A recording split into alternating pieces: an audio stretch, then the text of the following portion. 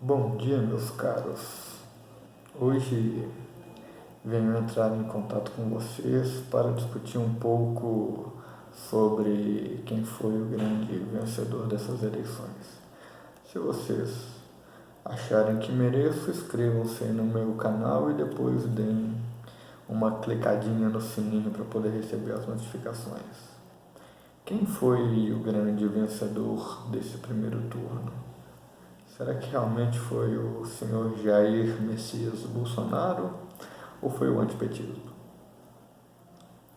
Boa pergunta, né? Porque o que tenho observado e acompanhado desde as manifestações antes da Copa das Confederações de 2013 é que o sentimento anti-PT tem sido o sentimento predominante nessas eleições. E aí o que acontece? Quem conseguisse encarnar este sentimento seria o vencedor. Isso foi tão forte que em 2014 quase que o Aécio Neves leva a eleição e naquele momento já deveria ser um ponto de reflexão para o Partido dos Trabalhadores. Mas ainda assim deixaram com que o Bolsonaro crescesse, fosse sendo cada vez, né, mais visado, né? Eu lembro que inclusive a cada ataque que ele recebia, mais forte ele ficava. E no final das contas, a gente chega aí novamente com uma vitória quase no primeiro turno para ele e um Fernando Haddad bem enfraquecido. Vamos conversar um pouquinho sobre esse antipetismo, porque isso pode ser norteado ao voto de muita gente. Todos nós sabemos, por exemplo, que os dois governos do Lula foram de bastante sucesso, né? Foram bons para boa parte da população brasileira. Né? Vale lembrar que o mundo estava em pleno crescimento e aquilo que o Brasil vende no exterior estava em alta. Né? Coisa que começou a mudar a partir do primeiro governo da Dilma. O fato é que, independentemente de quem ganhasse nas eleições de 2014, esta pessoa pegaria o país já dando sinais de que não iria ir bem das pernas já em 2015. E aí, qual teria sido a estratégia correta a se fazer? A gente deixassem a Dilma perder a segunda eleição, fossem para a oposição e voltassem agora em 2018 com força total. Mas não. A sede de poder ali é intensa. E aí apostaram na Dilma, fizeram alianças, né, inclusive com adversários históricos. Né? Gente, quem imaginaria, por exemplo, que aquele Lula sindicalista do final dos anos 80, começo dos anos 90, iria estar numa mesma coligação com democratas e com o PP, que são derivados do PDS, que por sua vez são derivados do ARENA, Aliança Renovadora Nacional, partido dos militares, da situação na época. Né? E foi isso que a gente viu. E a história toda a gente já conhece. No meio dessa confusão toda, aparece o Bolsonaro como o salvador da pátria, quase um messias. E ele vai falando suas frases de fácil compreensão, de impacto, e o povo vai sendo lentamente alimentado por aquilo. E aí a gente chega a um novo erro partidário histórico. Né? O primeiro deles foi nem do PT, foi do PSDB. Quem que era o grande antagonista do PT dentro dos quadros do PSDB? João Dória.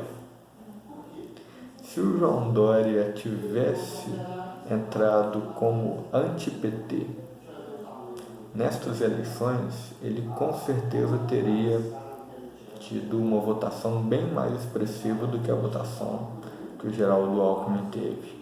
Mas não, deixaram o antipetismo na mão somente do Jair Messias Bolsonaro. O segundo grande erro histórico destas eleições foi fazer o que eu considero que tenha sido um estelionato eleitoral, que foi acreditar que Lula era Haddad e que Haddad era Lula, a ponto de pessoas menos avisadas digitarem 13 pensando que estavam votando de fato no Lula e não no Fernando Haddad. Esse cavalo de pau à beira do precipício também fortaleceu muito a oposição aos governos do PT. E como o PT quer sempre a hegemonia à esquerda, ele simplesmente foi bloqueando as possibilidades de coligações de todos os candidatos do campo progressista. Vejam só, o que sobrou para o Guilherme Boulos? Sobrou o PCB. O que sobrou para o Ciro Gomes? Sobrou o Avante, o antigo PTdoB. O que foi feito com o PSB? Foi convencido da neutralidade e abortou bons candidatos regionais, como a Marília Reis, como o Márcio Lacerda aqui em Minas. E assim o PT conseguiu desidratar a candidatura do Boulos, conseguiu desidratar a candidatura do Ciro e conseguiu alimentar novamente esse sentimento de antipetismo. Só que aí vem um grande problema, Enquanto o Haddad era desconhecido, ninguém rejeitava o Haddad. Agora que ele está francamente associado com a figura do Lula, a rejeição vai ser enorme, enorme, enorme. E o Bolsonaro fez exatamente o papel que ele deveria ter feito. Considero genial. E aí, eu fico perguntando, quem que vai vencer essa eleição plebiscitária? O antipetismo ou o petismo? Tenho observado, por exemplo, que o Henrique Meirelles já declarou neutralidade, que o Cabo Daciolo já declarou neutralidade, e olha só, o Cabo Daciolo eu imaginaria aí do lado do Bolsonaro. E eu acho que essa deveria ser a posição de todos os outros grandes líderes deste país. Eu não estou falando só dos líderes de esquerda, não. Estou falando da galera do centro, estou falando da galera da direita, estou falando de todo mundo, porque esta realmente não vai ser uma eleição que vai representar nenhum dos dois campos. Ela vai simplesmente atestar a vitória ou a derrota do projeto de poder do PT. E aí, convido vocês à reflexão. É este o Brasil que vocês querem? Um Brasil rachado, com 50% de rejeição para os dois lados? Quase. Estou arredondando, não sei exatamente qual é o número. E aí, é isso que eu posso afirmar para vocês. Porque, racionalmente, eu não consigo ver no projeto de governo de nenhum dos dois candidatos motivos para votar neles. Eu conseguia ver motivos para votar no Alckmin, motivos para votar na Marina, motivos para votar no Ciro, motivos para votar no Meirelles. Conseguia ver, até motivos para votar no João Amoedo eu conseguia ver no programa de governo deles. Mas nesses dois candidatos que foram para o segundo turno, eu não sei. E aí eu fico pensando, qual será que é a estratégia do PT? Ir para o segundo turno e ganhar e enfrentar uma rejeição enorme, ou ir para o segundo turno, perder, fazer uma forte oposição e voltar como salvador da pátria em 2022? Pensemos nisso. Um abraço e que tudo corra bem com paz e sabedoria entre todos nós.